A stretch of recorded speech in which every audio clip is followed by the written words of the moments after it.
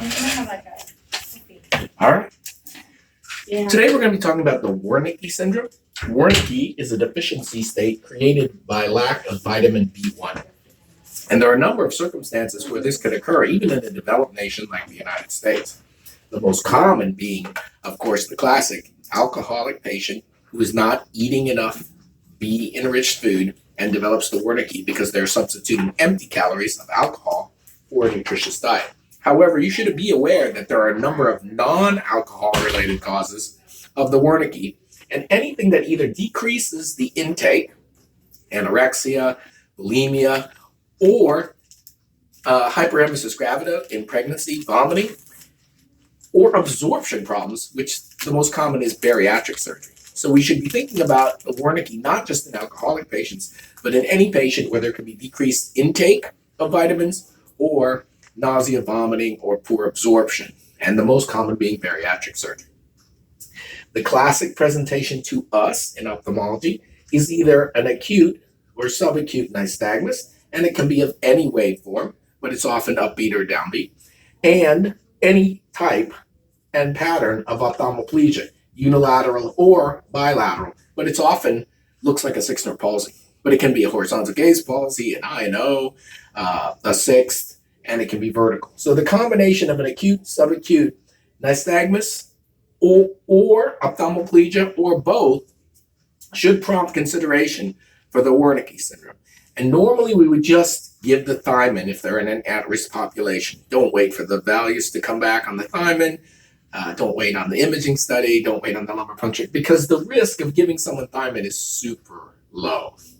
Now, the traditional triad for the Wernicke includes mental status change and confusion, but they can have other neurologic signs or symptoms because the other vitamins might also be decreased. So don't let the presence of decreased vision or peripheral neuropathy, which often accompanies B12 or B9 folate deficiencies, sway you from treating the patient for Wernicke's, because many of the same comorbidities that cause the B1 to be deficient also can produce B12 and folate deficiency. And so loss of vision doesn't change our differential. It still could be Wernicke. Peripheral neuropathy doesn't change our differential. Ataxia doesn't change our differential. Weakness or numbness in the periphery doesn't change the differential. So even though mental status change, memory loss, nystagmus, and ophthalmoplegia are characteristic features, they don't all have to be present, and they can be present in other combinations and can be associated with the vision loss. And normally we want to give very high doses of B1 and using a parenteral approach intravenous.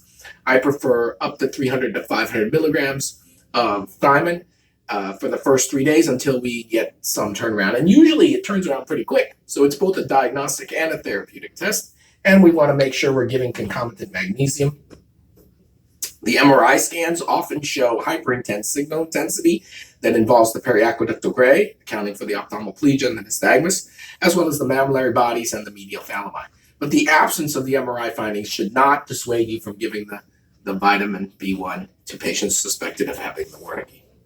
In addition, one of the things that's dangerous about patients who have nausea or vomiting, like hyperemesis gravida, or who are dehydrated or losing weight from bariatric surgery, is that there's a temptation to give intravenous fluids. And what we don't want to do is pour glucose onto the system.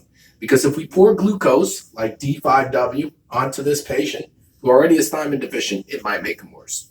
And the reason that we have so many neurologic manifestations from B1 deficiency is the thiamine-related pathways. The thiamine-related pathways ironically spell out ATP. So the three thiamine-dependent pathways that you should be aware of: alpha-ketoglutarate dehydrogenase, which is in the Krebs cycle; the transketolase pathway, which is in the ribose 5-phosphate shunt; and pyruvate dehydrogenase. So as you know, pyruvate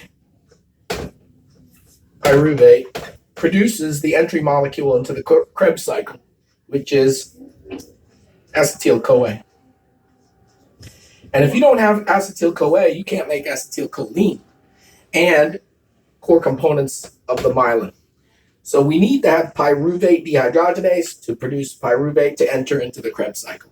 In addition, The transketolase pathway is a build-it pathway. It is an anabolic pathway. The transketolase pathway is involved in the ribose 5-phosphate shunt, which allows us to construct neurotransmitters and DNA, as well as the redox agent NADPH. So the absence of the transketolase will cause shutdown not only on the energy-producing side, the glycolysis side, but in the build-it pathway for both ribonucleic acids and neurotransmitters. Finally, alpha-ketoglutarate dehydrogenase, which is involved in the conversion of ketoglutarate into the Krebs cycle, where we not only get ATP, but the glutarate is important for the formation of glutamate, and that's important for the formation of GABA and aspartate. Without glutamate and GABA and aspartate, those inhibitory neurotransmitters are super important, and if you disinhibit them, you might get nystagmus. And so in summary, when you are dealing with a patient who has suspected Wernickes syndrome from vitamin B1 deficiency, regardless of its origin, alcoholic, bariatric surgery, anorexia nervosa, or hyperemesis gravidum, just give the B1. Don't wait for the lab. Don't wait for the MRI. Just hit them hard with parenteral high-dose thiamine and add magnesium as a cofactor.